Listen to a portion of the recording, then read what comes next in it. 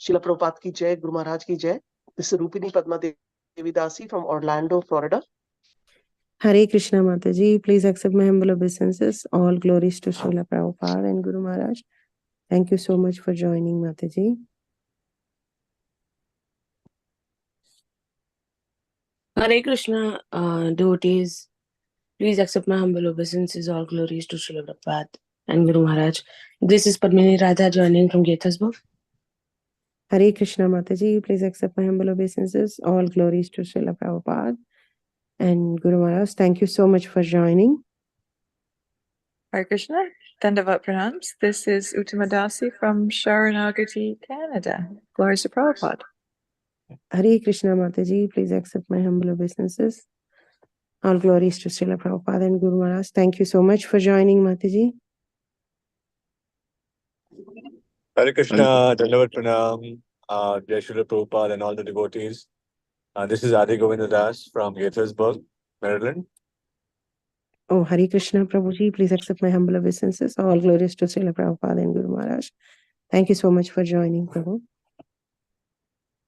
Hare Krishna Mataji, please accept my humble obeisances. All glories to Srila Prabhupada and Guru Maharaj.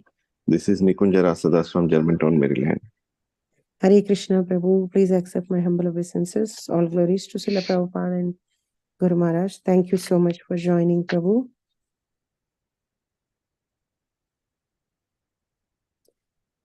Hare Krishna, I once again welcome all to Everyday Chant Harinam conference call. Today we are very fortunate to have His Grace Partha Das Prabhu to enlighten us on verse 17, chapter 1 of Canto 7.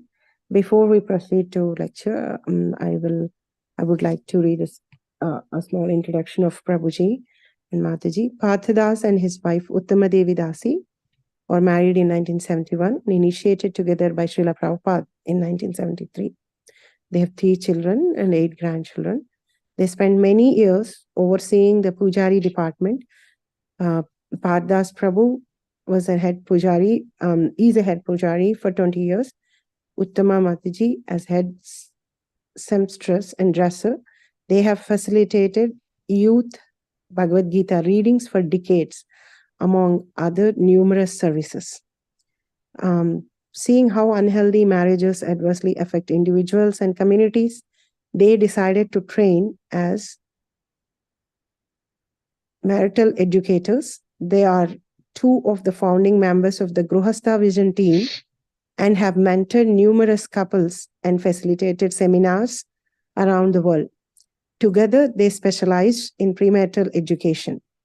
Uttama Devi Dasi Mataji also has Gottman Level 2 clinical couples training and is a graduate of the development model of couples therapy training. They are co-authors along with other GVT members of Heart and Soul Connection, a devotional guide to marriage, service, and love.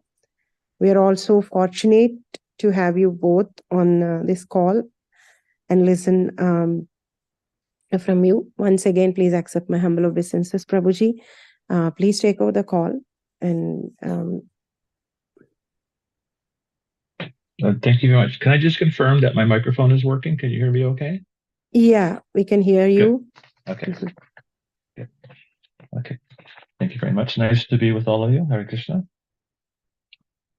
Namo Vishnu Padaya Krishna Prasthaya Bhutale Srimati Bhakti Vedanta Swami Nitanamane Namaste Saraswati Devi and Gauravani Pacharane Nirvashesha Sundivadi Pastad Sade Satarane Omaganatam Aranda Shanjanan Janan Shalakaya Chakshuram Belitam Jena Tasmai Shri Gurave Namaha Mukam Karati Vachalam Pangam Bangayate Giri Yak Vipatam Muhammade Shingurum Dinatalam Panchakalpatrubhascha Kripa Sindhya Vacha Patitanam Pavanebhyo Vaishnavyo Namo Namaha.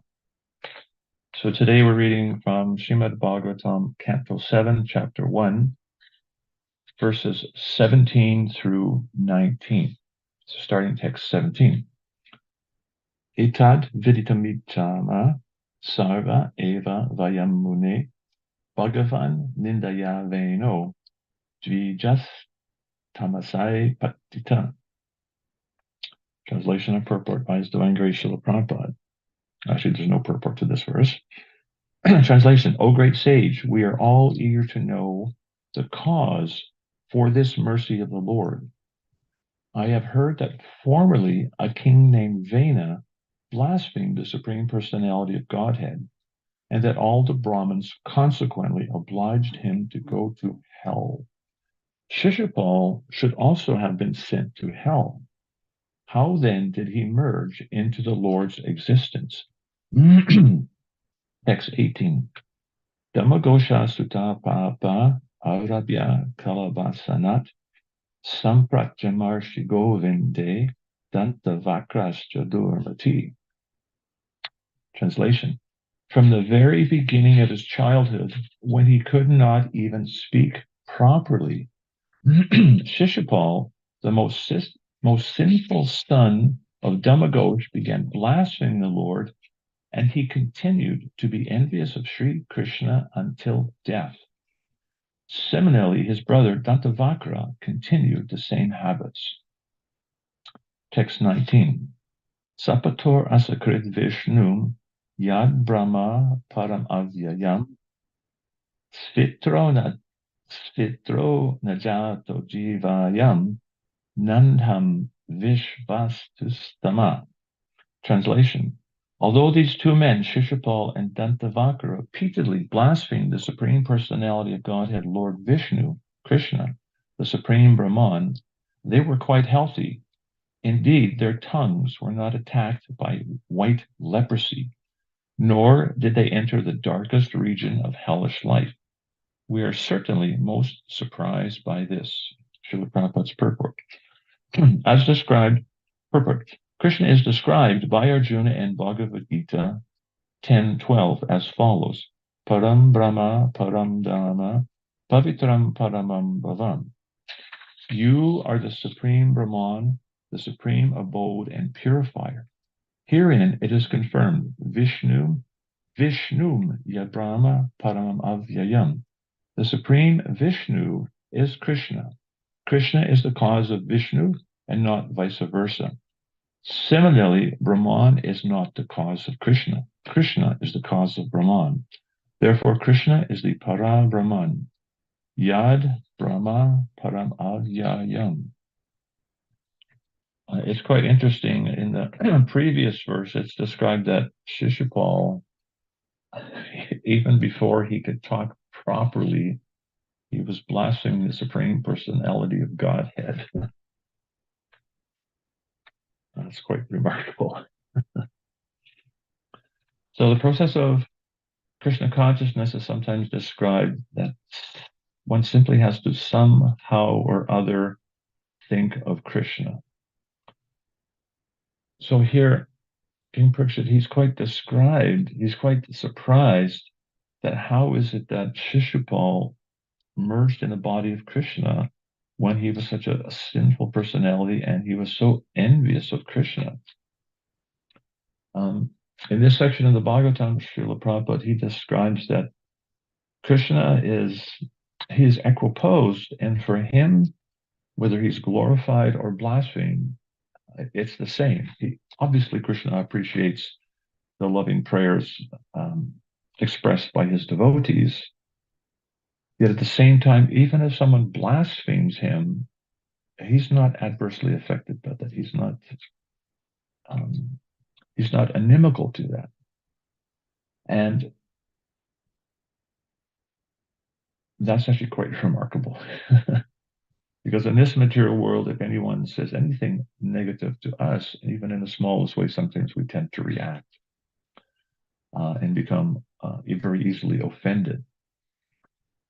Krishna, however, he's unaffected by anything. And in fact, Krishna can purify anything. It's described that Krishna is like the sun, and just like the sun can purify unclean places by its rays, similarly Krishna and the holy name can purify anything. So Shishupal, he may have been very envious of Krishna, but he was constantly thinking of Krishna. And that gave him that connection with Krishna. Certainly sometimes when Prabhupada was on the planet, he received reports or clippings from newspapers in which there was criticism of the Hare Krishna movement. And Srila Prabhupada, he would reply that just the fact that they said Hare Krishna in the article or the news broadcast, Prabhupada would say that Krishna is eternal, and the negative things they are saying, that's temporary. The negative things will disappear, and the Krishna will continue to manifest and flourish. So Prabhupada was not objecting so much to the fact that there was negative articles, but he was simply appreciating they were saying the name of Krishna. So the goal of our process is to somehow or other think of Krishna. And we would see in the pastimes of Chaitanya Mahaprabhu how Lord Nityananda and Thakur Haridas, they would go door to door throughout Navadvip and encourage people to chant the name of Krishna. And some people, they would say, I will never chant Hare Krishna. And when they would say this, Lord Nityananda and Haridas Thakur, they would go into ecstasy and begin chanting and dancing and jumping up and down. They'd be so happy that this person, although they said, I will not chant, they said, I will not chant Hare Krishna. And they said the name of Krishna. So they became ecstatic just that the person had chanted the name of Krishna. So that name of Krishna, it's eternal and it's purifying. And if one somehow or other comes in contact with the name of Krishna, that's eternally to their benefit.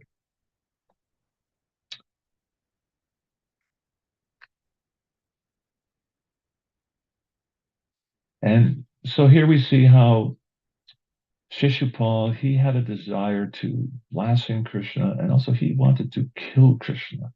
And there was many envious demons of Krishna who wanted to kill Krishna and spill Krishna's blood. So it's described once that by Srila Prabhupada how these demoniac persons, they wanted to Krishna, but no one can kill Krishna. They wanted to spill Krishna's blood, but no one can spill Krishna's blood.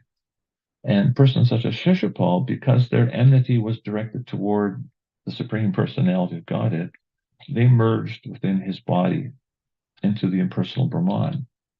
And it's described that after some time in the impersonal Brahman, these individuals, such as Shishupal and Dantavakra, they would go back to Vaikuntha. And it's described that in the Vaikuntha world, Lord Vishnu, he wears a garland which is red, like the color of blood, very bright red garland. And his associates who somehow went to the material world and had this pastime of envy with Krishna and fought with Krishna and merged within his body, they go back to Vaikuntha and are greeted by Lord Vishnu wearing this blood red garland who embraces them. So that's such a glorious thing. So the process of Krishna consciousness is to somehow or other think of Krishna. And we are extremely fortunate to have that process. Because you could just imagine trying to follow some process of impersonal meditation where you're sitting in a dark room with nothing and meditating on nothing and thinking and trying to think of nothing. It would be quite stale and boring. Srila Prabhupada, he once said that the impersonalists are so dry that sand comes out of their nostrils. So we have a process which is Shashukam Kartam Avyayam. It's everlasting and joyfully performed. And that doesn't necessarily mean the process is easy. I was listening to the call 2 days ago, and some devotees were asking some questions about chanting the holy name and how it can be difficult sometimes to chant the holy name. And at the same time, that's the process. It's the Yuga Dharma. It's the austerity for this age, the austerity to become purified and transfer ourselves back to the holy name is the chanting of Hare Krishna, Krishna Krishna, Hare Hare, Hare Rama, Rama Rama, Hare Hare.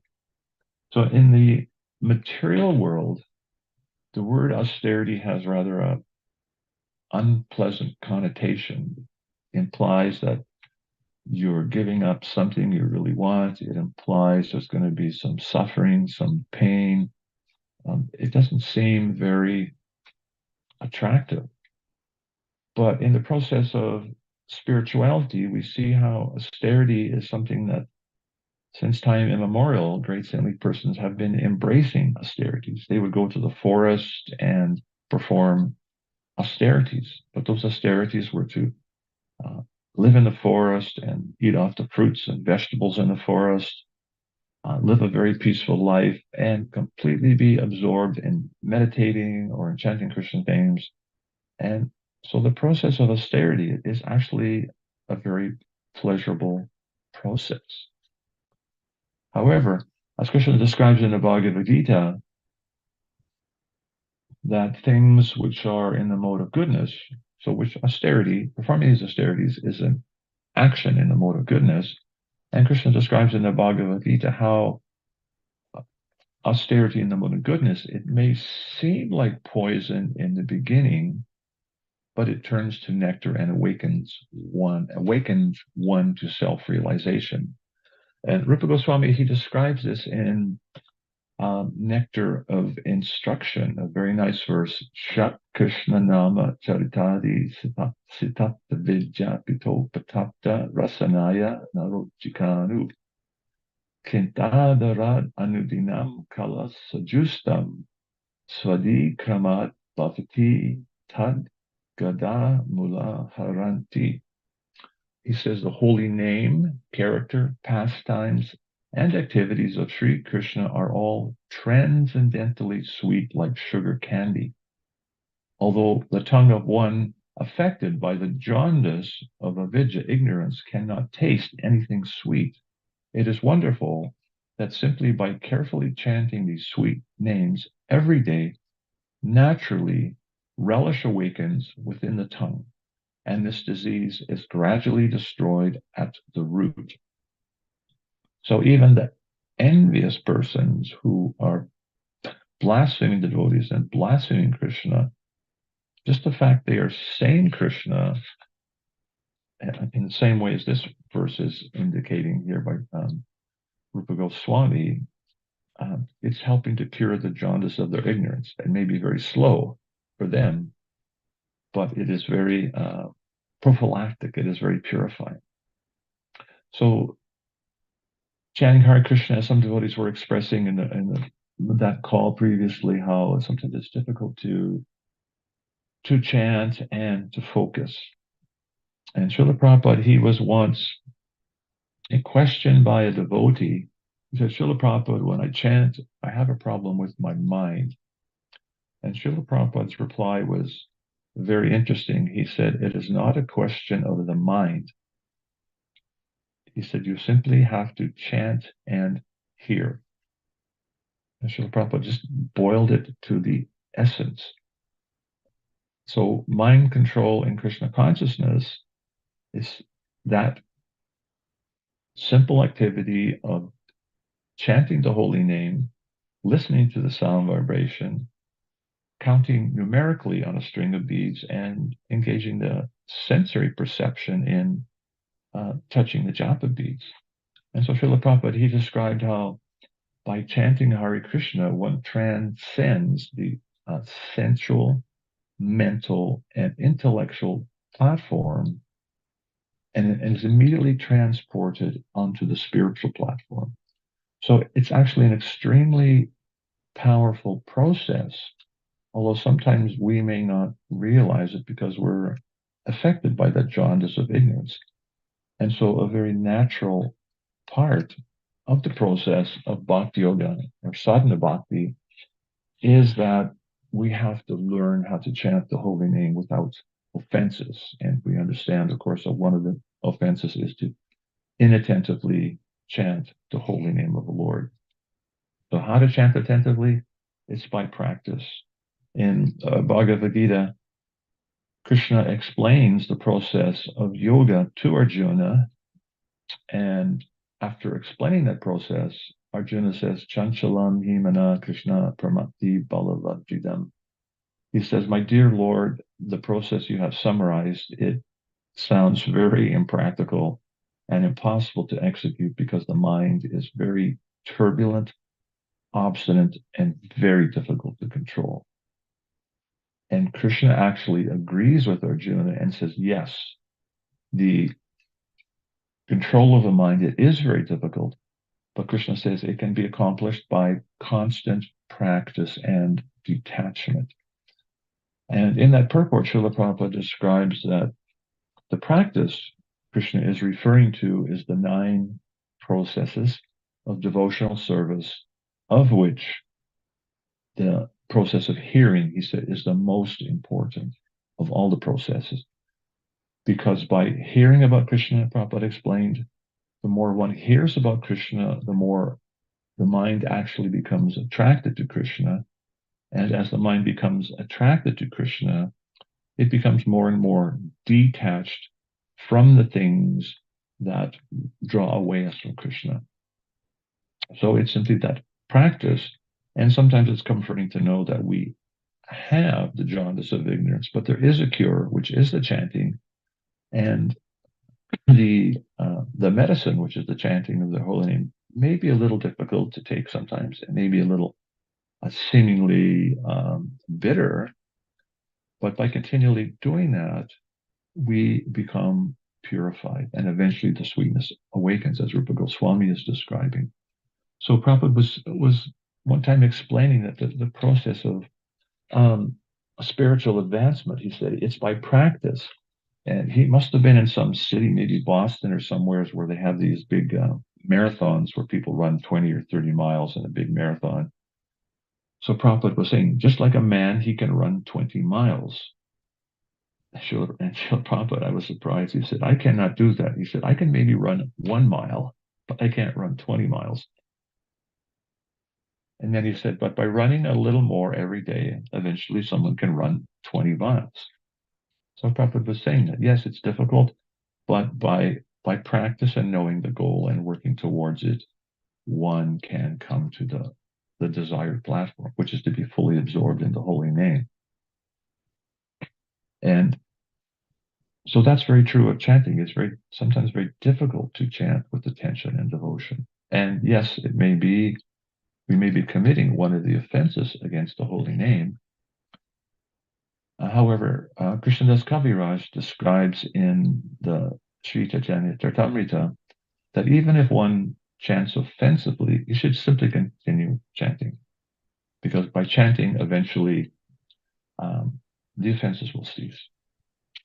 So the process of sadhana bhakti is to chant a holy name and also to endeavor to come to that point of offenseless chanting, which we understand involves anartanavriti, or removing the weeds which grow up beside the devotional creeper. And so here we see Shishupal has one of the worst, most insidious weeds that can possibly grow around a devotional creeper, which is envy. And envy is extremely detrimental to one's spiritual life. Krishna, he's very tolerant if you're envious of him, as we see with Shishupal. However, if you become envious of a devotee of the Lord, that can be very detrimental, because Krishna's devotees are very dear to him. And if we are envious or blaspheme Krishna's devotees, that Krishna takes as a very serious offense. So Srila Prabhupada, he gave one example of, they had this saying, it's, if you love me, love my dog. So if you go up to someone and they have a very ugly looking dog and you say, sir, you have a very ugly dog, it's not going to go over very well. If you go up and say, oh, my dear sir, that's a very cute dog you have. What kind of dog is that? So you're interested in the dog, you send some appreciation, and then you immediately become friends with that man. So Prabhupada was pointing out the importance of understanding not to offend Krishna's devotees in a very simple way, because that can be very detrimental to our spiritual life. And even envy can manifest in many different ways and situations which are very unconducive to spiritual life. In the teachings of Lord Kapila Dev to his mother, he's describing the modes of material nature. And he's describing how the different processes of devotional service can be influenced by the different modes of material nature. And he describes there's 9 processes of devotional service and 3 different modes, and you can combine those into 81 different varieties of devotional service in the different influence of the qualities of the modes of material nature. And one quite startling example he gives is that one may be worshiping the deity of the Lord and be envious of Krishna's devotees. So Lord Kapila Dev describes one who worships me in this way in the form of the deity and who is envious of others. He describes that's like pouring pouring ghee on ashes. So you have a sacrificial fire, you pour ghee and the fire burns very well. It flares up. So if you pour ghee on ash, nothing is going to happen. It's probably going to make a lot of choking smoke. So obviously that's devotional service in the lowest modes of material nature. And part of the process of sadhana bhakti, Srila Prabhupada describes is realizing the influence of the modes of material nature and learning to recognize them and also to uproot them. And that's a very important part of the process of sadhana bhakti. Srila Prabhupada describes in the 14th chapter of the Bhagavad Gita the modes of material nature, where it's describing the modes of material nature and how the different modes compete for supremacy. Sometimes goodness is prominent, and then passion may pull you down, and then ignorance may pull you even down from passion to a lower level. And then you might come up to passion, and then from passion you might come to goodness, and then you get pulled down again by the lower modes. So it's described in that 14th chapter how there's this struggle. And the Bhagavad Gita explains how in the material world, everyone is forced to act helplessly by the modes of material nature. And so that is conditioned life, where in the material world, conditioned souls do not even realize they're controlled by the modes. They're thinking they're independent and free, but they're actually being controlled by the modes of material nature. As spiritual practitioners, we should at least realize the modes of material nature are maybe influencing us to different degrees, and somehow we need to become aware and make corrections when we see the influence of the modes of material nature. So Srila Prabhupada, he describes how Krishna is Shuddha Sattva, and if we want to attain Krishna, we also have to come to that Shuddha Sattva platform, which is pure goodness. And Prabhupada describes in one purport in the 14th chapter that by practice, one can come to the mode of goodness, by practice. So, and again, that practice is not always easy because the modes are very strong and we have a conditioning since time immemorial. Prabhupada actually acknowledges that in one purport where he says that our intellectual realization of Krishna consciousness, it can be ahead of our practical application. That sometimes we realize the platform we're on to be, but we may not be there, and sometimes that can be a little frustrating. But that's a natural part of the process, that we at least we've come to the platform, we realize we're in some certain mode of material nature, and there's some remedial measure we can make to move up towards the mode of goodness. So say if we're chanting and we're starting to doze off, being influenced by the mode of ignorance, you can even stand up and chant. That'll at least bring you to the mode of goodness where you're more aware. Or my mind may be starting to think of a million things. I can focus back on the holy name, that I can remove myself from that passion by trying to be attentive. And again, is it easy? No. Arjuna says it's like trying to control the wind. but it's by that constant practice and attachment. And especially in Krishna consciousness, we have a very powerful and very potent process which can help to accelerate our spiritual advancement. And that's the process of diksha or initiation. There's a very interesting conversation that Srila Prabhupada was having, and he was describing how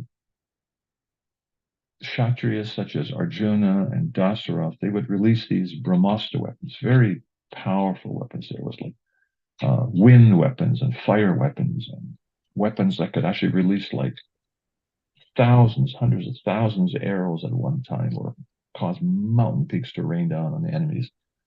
And these Brahmastra weapons, Srila Prabhupada was describing, they're invoked by chanting sacred mantras and touching water. And so we read about this in Mahabharata and even the Srimad Bhagvatam, how effective those Brahmastra weapons were. So Srila Prabhupada was describing these weapons and how they're invoked by mantra and touching water. And Srila Prabhupada, he then said, just like we chant this mantra, Om Apavitro Pavitro Va. So you may have heard this mantra every time there's a fire sacrifice initiation. A mantra is chanted, Om Apavitra Pavitro Va, Sarva Vastam Kitopi Va, Ya Smaret Pundarakaksham Savayantara Suchi Sri Vishnu, Sri Vishnu, Sri Vishnu. So that verse describes that one who remembers the personality of Godhead, lotus-eyed personality of Godhead, Pundarikaksham, even that he may, whether he's purified or unpurified, by chanting, remembering the Lord in this way, it's described he becomes purified. So Srila Prabhupada was saying, he said, just like we chant this mantra, Om Apavitra Pavitra Va, he said, do not think this is child's play. Do not think that's child's play. So something very powerful happens by the process of initiation, by the process of diksha, by developing a relationship with the guru, that one can receive, just as those weapons empowered by mantra and touching water have great power and effect. Similarly, if we accept the process of diksha, then we can become very much empowered. And also it should be noted that Srila Prabhupada, he once said, if someone reads my books, they're initiated. So how can we understand that? That well, they read Prabhupada's books, so they still need to take initiation. Yes. If one reads Prabhupada's books and begins chanting the holy name, that's the beginning of the process of initiation. Just like Srila Prabhupada, he met Srila Bhaktisiddhanta Saraswati Thakur in 1911 in Calcutta, Utaldanga. And Hello. Yes, buenos dias. Good morning. Good morning. Okay, how are you? So Srila Prabhupada heard Srila Bhaktisiddhanta Saraswati Thakur and that first meeting, and Srila Saraswati Thakur, he asked Srila Prabhupada, and there was others there also, that you are intelligent men, educated in the English language, you should spread the message of Sri Chaitanya Mahaprabhu. And Srila Prabhupada described how he gave some counter arguments that, well, who will accept the message of Chaitanya Maybe it is Mahaprabhu? sunny Because on light here. Well, I don't know if someone's talking in the background, can you turn up your microphone? Hare Yeah. Krishna. Yeah. Possibly maybe the I moderator. request all the give them- devotees, please keep your phones on mute. Hare Krishna. So Srila Prabhupada, he gave some counter arguments to Bhaktisiddhanta, and Srila Bhaktisiddhanta Saraswati Thakur replied that the message of Chaitanya Mahaprabhu is so exclusively important that it's irrelevant whether the India is liberated from the British rule or under British rule. He said that message is so important. And Srila Prabhupada was so impressed by Srila Bhaktisiddhanta Saraswati Thakur. Prabhupada described once that was my initiation. And from that point, he was always thinking of Srila Bhaktisiddhanta Saraswati Thakur and how he could execute that order. And then Prabhupada also said, then as a formality, he took Diksha in the fire sacrifice in 1922. So the process of Diksha actually begins when we seriously chant the holy name. And again, that process has this immense potency if we take that seriously. So we see how Srila Prabhupada, when sometimes he would be appreciated or praised for the accomplishments he made in spreading Krishna consciousness, and he would say it is all to he would give all credit to his spiritual master. He would say that he would say to his disciples, he would say to us that my spiritual master has sent you to help me. So Prabhupada, he didn't take the credit. He said that it was by the mercy of Krishna and by the mercy of Chaitanya Mahaprabhu and the mercy of his guru that he was able to do what he did. So that connection with the spiritual master and performing devotional service for the pleasure of the spiritual master has great potency. And Prabhupada wrote in the Srimad Bhagvatam that by executing the order of the spiritual master, one can accomplish more than one can do by one's own endeavor. By executing the order of the spiritual master, one can accomplish more than one can do by his own endeavor or by his own abilities. So what does that mean? So what that means is if we try to serve Krishna sincerely by serving the order of our founder Acharya, our current gurus, whoever your guru is, that's very pleasing to Krishna. And because we're trying to serve the devotee of Krishna, we can attract Krishna's attention and he can empower us to do even more than our ability. Krishna says, Ananyas chintayantamam ye janapari pasate tesham mitjabhyuktana yoga kshemam mahamyaham. That to those who are devoted to him and worship him, for them I preserve what they have and carry what they lack. So that potency to execute devotional service, we all have some potency and ability. When we try to do that in Krishna service for the pleasure of Srila Prabhupada and his mission, Krishna can amplify our abilities beyond our expectations. And so, in terms of chanting the holy name also, it may be very difficult to chant the holy name. However, if we can see that this is an important service to our guru, to Srila Prabhupada, for Srila Prabhupada's mission, it's not just that. I had a realization actually many years ago in 1977 that I realized that that it wasn't really my rounds that I was chanting. It was really a service I had to Srila Prabhupada. In 1977, I was personally asked by Srila Prabhupada to chant for him in his room, and for hours and hours, I chanted japa to Srila Prabhupada in Srila Prabhupada's room in 1977 during his concluding pastimes. And it was an extremely powerful experience. I was chanting probably from 5:30 in the morning until about 9:30, 10 o'clock at night, just stopping for prasadam, coming back to Prabhupada's room, just constantly chanting for the pleasure of Srila Prabhupada. And that absolutely transformed the way I chanted japa for the rest of my life.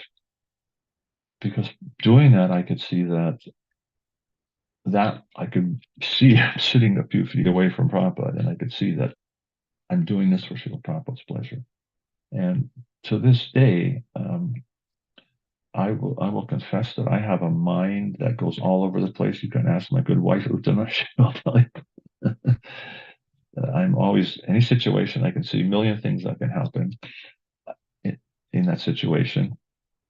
And so my mind thinks very fast. And a palm reader once told me, oh, you have a mind that goes very, very fast.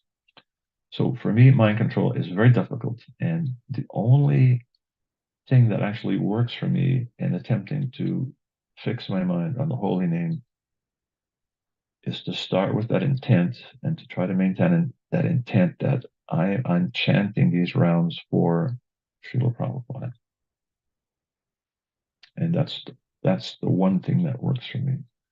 And again, the more that we can develop that consciousness that we're doing this for the pleasure of Krishna and for the pleasure of our spiritual master, Krishna can actually help us chant better rounds. Actually, Prabhupada said that by attempting to please the spiritual master, one can accomplish more than one can by one's endeavor. There's a great amount of potency. And again, going back to that Om Pavitro Pavitrova mantra, when I heard Srila Prabhupada describe that in that lecture, immediately in my mind came the verse where it's described how there's an alchemical process by which bell metal can be turned into gold. And in a similar way, it's described by the process of Diksha. Even a person who, from the material standpoint, may be disqualified in so many ways, maybe coming from a very low background, he can be elevated to the position of a Brahmana. So that's the power of the process of Diksha. Again, which is exemplified by Srila Prabhupada, saying that this mantra we chant at initiation, it is not child's play. It's something very, very extremely powerful. And we see in Srila Prabhupada's life how the immense, unfathomable power Srila Prabhupada had in spreading Krishna consciousness by executing the order of his guru. So we cannot imitate, but we can follow in his footsteps by trying to serve him in our lives, and especially in chanting japa for him. I think if we all concentrate on that, it will help very much purify our hearts and accelerate our spiritual life. So I'm going to end there and ask if anyone has any questions or comments on anything we've said or corrections or.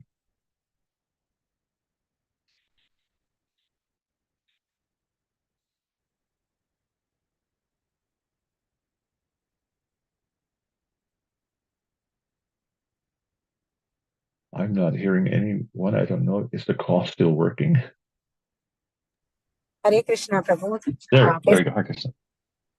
Please accept my humble obeisances. Okay. It was so wonderful. All how you said, like the 20 miles example of walking, that one. So taking small steps towards chanting and doing it day by day, that one is so wonderful. And Prabhupada's answer for chanting focusedly, like, where is mine? Chant and hear. That the technique of chanting and hearing helps a lot to focus. Thank you so much for the wonderful session, Prabhuji. We are fortunate to hear directly from you, your interactions with Prabhupada and all. Thank you so much. I'm just wondering if devotees have any questions or comments, or please go ahead and ask. Very rarely we get opportunity to associate with great devotees, so we should utilize that opportunity and get our doubts cleared.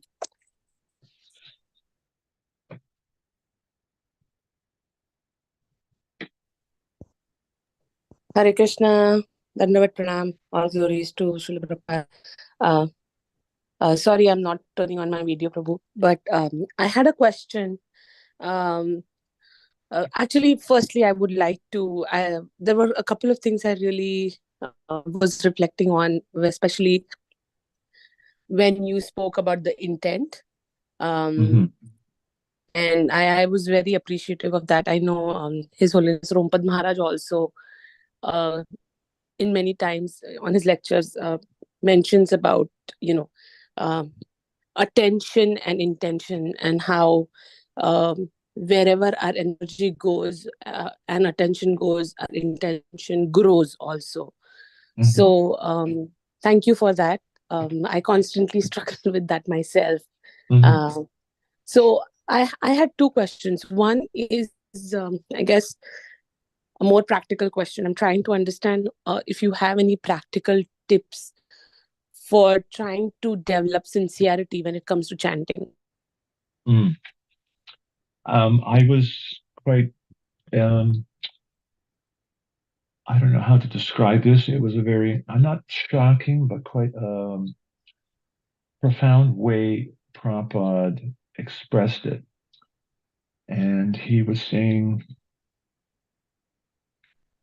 sincerity means determination to make advancement.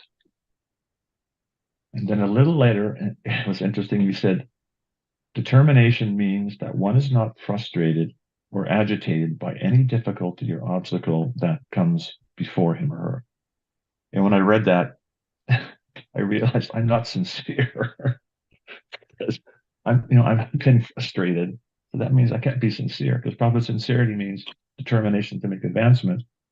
And determination means you're not frustrated by difficulty. You see that difficulty is, Krishna sent me something, a little challenge, and I have to face it. So that's one thing that really helped me to realize that I was, in the marathon, I could only run maybe 20 feet before I'd have to take a break and start over.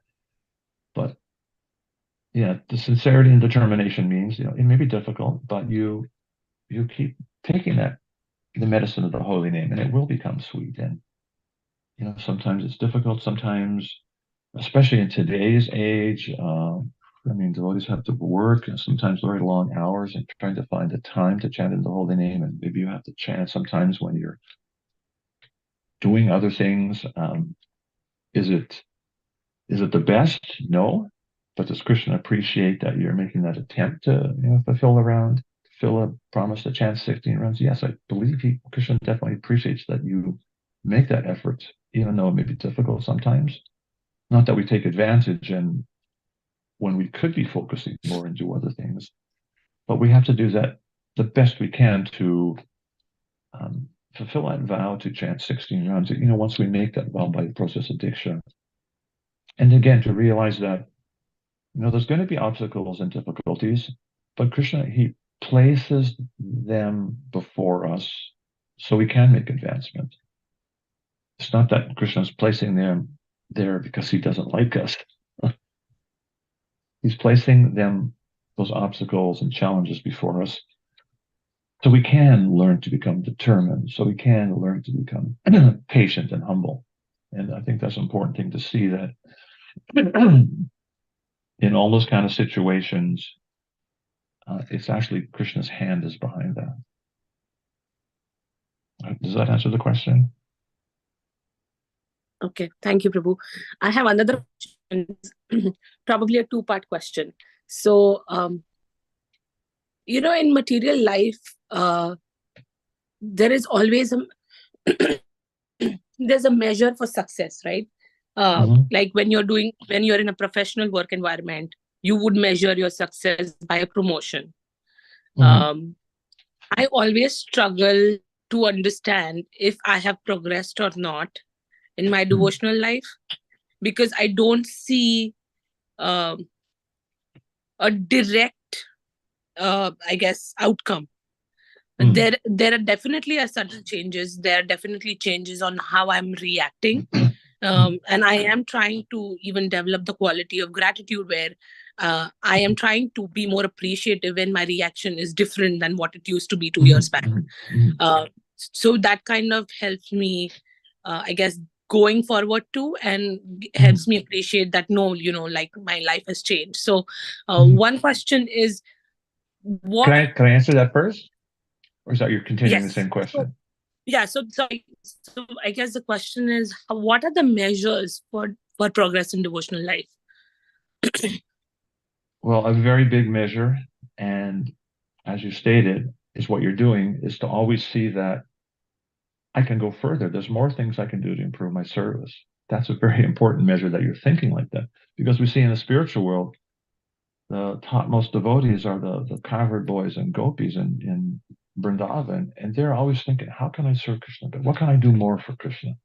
They're never satisfied. They always want to do more and more for Krishna. So devotional service is actually ever expanding.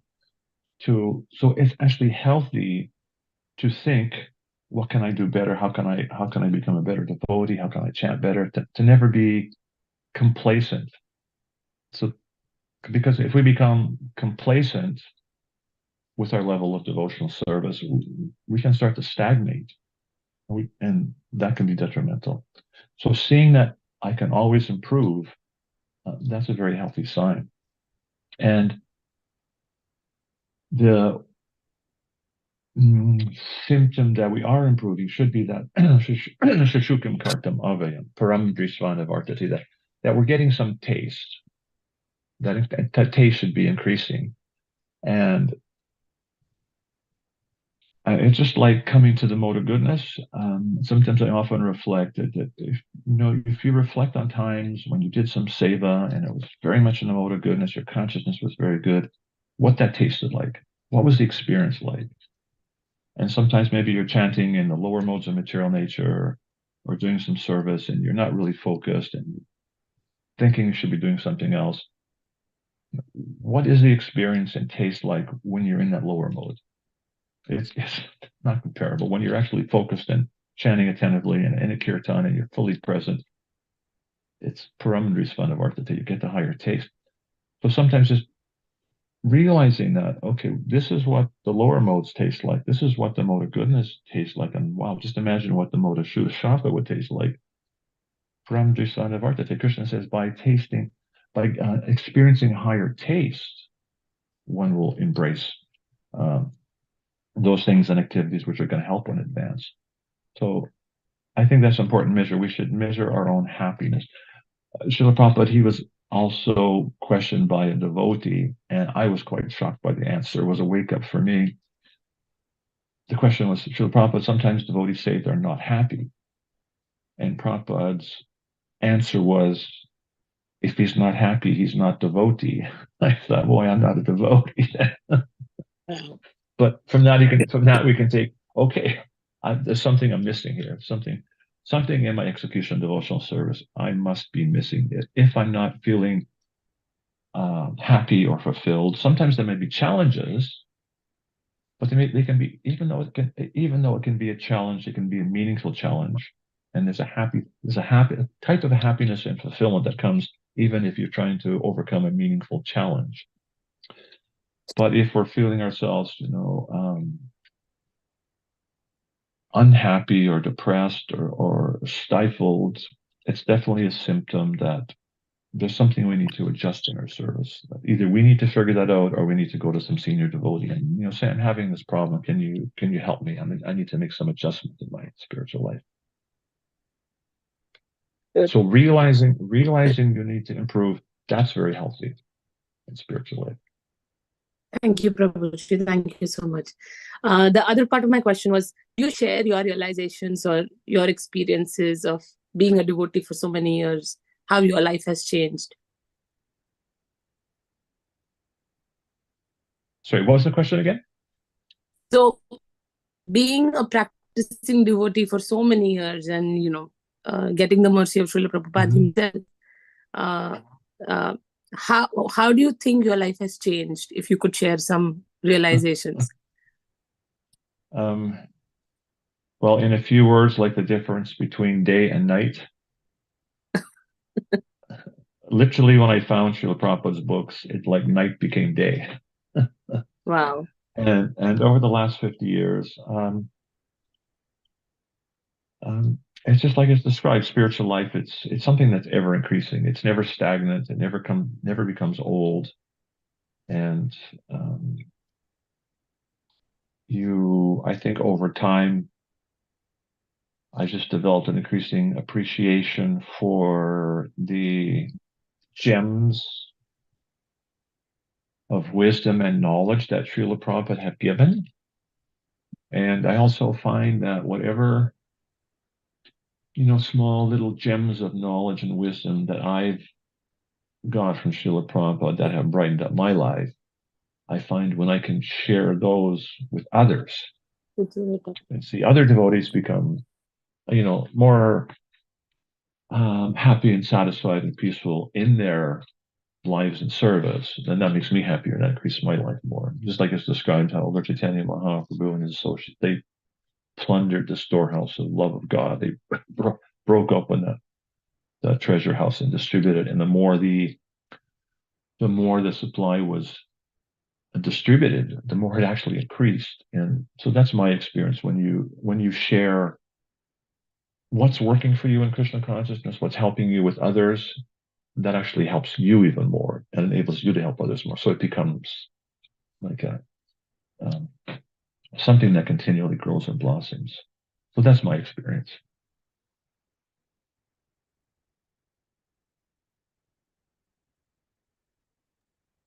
I think you're muted. Sorry, I was. Thank you. Yes, thank Okay. you so much, Prabhuji, for sharing. Hare Krishna. Thank you. Hare Krishna. Thank you, Prabhuji. Please accept my humble obeisances. All glories to Srila Prabhupada and Guru Maharaj. Prabhuji, it was very nice and wonderful to enlightening, I can say, to hear you today and your association, your and Uttama, Her Grace Uttama Devi Dasi's association, Mataji's association. But I would like to, like Priyanka, Mataji just now asked about the how it made a difference to you. So I remember you and Mataji shared me about when we asked how you came to Krishna consciousness. So your answer was just Prabhupada's books. So and reading what you did from that, and it was really enlightening to us. Like when you said the night became day for you, and yes. I think yes, that's a real practical realization what you shared with us, Prabhuji. Thank you for a wonderful class. Thank you. Hare Thank you. Hare Krishna.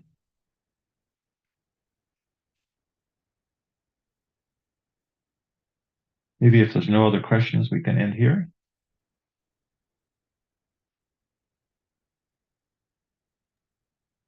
Hare Krishna Prabhuji, Madam Pranam to you, Shri Prabhupada ki jai, Guru Maharaj ki jai. Thank you so much for the wonderful association and class. We could see you and hear so nicely. So Prabhuji, sometimes what happens is that, like hearing is, as you mentioned in the class, is emphasized a lot. But then we tend to, our mind tells us, okay, every time it's like telling us that you can hear only, the class, why you have to go and sit and read. So then, what happens is we tend to hear more and then we forget about reading Srila Prabhupada's books. And then we hear that reading is very important. It should be a very important part of our life, at least starting with 10 to 15 minutes. So how we can, balance this out, so to say, where we engaged in both of them, because I feel that I just wanted some input about if I can get some idea about, because it's very easy to hear actually. We can do other work and, it's but when we come to reading, it becomes like, and that is so much emphasized, it becomes a little bit more hard because we have to sit, we have to read, and then, like sometimes we read aloud. So can you give, how can we balance these two things? And because both of them are equally important, but I think yes. most important is actually reading Srila Prabhupada's books. So that's why I'm asking this question. Thank you, Prabhuji. Srila Prabhupada, he commented once, especially during the time when he was doing all this translating, that he was hearing sometimes the devotees, disciples weren't reading his books. And Srila Prabhupada said, I'm going to such effort to write these books for you to read. And also he said, people may ask you questions about Krishna consciousness, and you're just going to say, well, read the books. And they'll say, what's in the books? And you can say, well, I haven't read the books. Prabhupada said some answer like that. So Prabhupada very much, he wanted us to read the books. And I can also appreciate in today's age, especially working professionals, very hard to find time. Now there's a very wonderful resource. There's actually audiobooks of Srila Prabhupada where you can actually, if you're driving your car or something, you can actually listen to the audio of Srila Prabhupada's books. So in that way, you can read the books. At the same time, it is very potent to actually have the physical book in your hands and to read the book. My experience is like, I have Srila Prabhupada's books on the phone, but to me, it does not feel the same as the physical book. And my experience reading Srila Prabhupada's physical books, sometimes when I make the effort to sit down and read, again, my mind is quite active mind. Sometimes I might read for 15 minutes, half an hour. And sometimes I will not remember one word that I read, but I close the book and somehow the whole world around me looks effulgent. Somehow I get uplifted just by the fact I've opened the book and attempted to vibrate the sounds from Srila Prabhupada's books. I find that even if I don't remember, it has potency. Srila Prabhupada once he was encouraging devotees to chant the Sanskrit mantras in class, and he was saying these are sound vibration that are they're imported from the spiritual world, and if you chant these mantras even imperfectly, you become purified. I mean, you make spiritual advancement. And then Srila Prabhupada said, he said, and if you chant and read the English, he said, even if you do not understand the English, Prabhupada said very firmly, Krishna will take you back to Godhead. So again, there's immense potency. So I think we can find that balance if we realize the importance and potency. And again, you can listen to audiobooks. That's also reading, it's a form of reading. But to actually sit down with a physical book, it's very powerful and very, very, it's a great potency in that. So even if you can just read one sloka a day, sometimes Srila Prabhupada will say, just read one sloka a day. And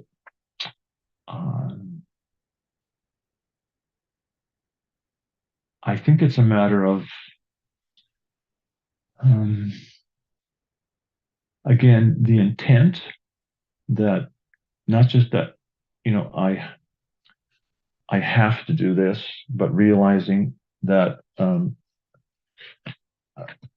there's a legend of something called the Philosopher's Stone, and as many fiction stories and movies about people trying to find this touchstone, this magic ring or some extraordinarily powerful thing.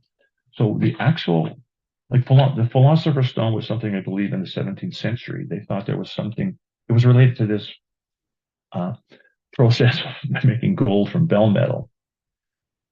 So the real Philosopher's Stone is in Prabhupada's books, because by even just touching Srila Prabhupada's books, attempting to chant the Sanskrit, trying to understand the English, that is transforming our hearts. It's transforming our hearts in a very powerful way. So this is the actual Philosopher's Stone that people have been searching for since the beginning of time in the material world, trying to find some precious stone, some valuable jewel. We actually have we'll probably have volumes and volumes of these touchstones, in our libraries and our houses. And so sometimes just realizing that what a valuable thing it is can give us the impetus to just open and read a little bit every day, rather than think, okay, I have to read 10 minutes. If we can transform that into, this is a sacred gem, I'm just going to look at it and try to read for 5 minutes. That can make a difference. Sometimes just the intent with which we approach that activity of reading. Thank you so much, Next Prabhu. question. Thank you. Thank you so much. And maybe I asked this question because hearing from you, and you met Srila Prabhupada and you're his disciple. So, maybe it can get us on the path of more reading, some blessings from you. So, because I'm not doing that, so I wanted to, improve myself in that sense. Thank you so much for the wonderful class and your association, Prabhuji. I have a blessing for you all. May Krishna bless you all, that your minds will wander all over Navadvip, following the pastimes of Lord Chaitanya and Nityananda, and all over the forests of Vrindavan, following the pastimes of Krishna and Balaram. And we can all do that by, we can come to that point by reading Srila Prabhupada's books. Hari Bol. Hari Bol. Hare Krishna. Yeah. I just take home the word that you said, Prabhu, like touchstone and sacred gem that we have. So sometimes in lectures, when we hear these kind of words, I remember them, and I'm going to share with my group. We were discussing 2 days back, a senior devotee who traveled to India and came back said that my personal realization is, if Srila Prabhupada books, if we don't read Srila Prabhupada books, even Krishna consciousness becomes sentimental. The more we read, the more we. So I shared that, and when you're saying that this is a sacred gem, it's like this word I'm going to remember and quote, because he was saying that the basis for spiritual life are the books by Prabhupada. Whatever we practice in sadhana, bhakti, japa, kirtana, Krishna katha, prasadam, all this gives to us in the scriptures. Unless one systematically and regularly studies Prabhupada's books, one's interest in Krishna consciousness will be wavering and sentimental. So this is something he was sharing. Yes. And today you said that word, touchstone and sacred gem, those were like, they will stuck in me. And whenever I open the book, I'll remember those. Thank you, Prabhuji.